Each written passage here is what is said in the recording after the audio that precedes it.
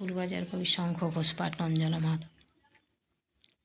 পদ্ম, তোর মনে পড়ে খাল যমুনার এপার ওপার রহস্য নীল গাছের বিষাদ কোথায় নিয়ে গিয়েছিল?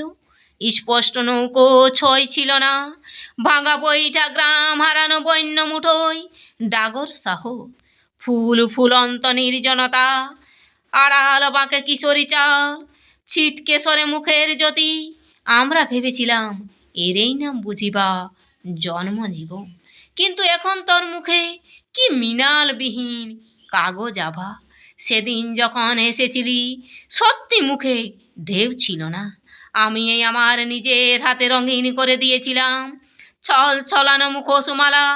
সে কথা তুই ভালোই জানি, তবু কি তোর ইচ্ছে করে আলগা খোলা শ্যামবাজার সবার হাতে ঘুরতে ঘুরতে বিন্দু বিন্দু জীবনযাপন?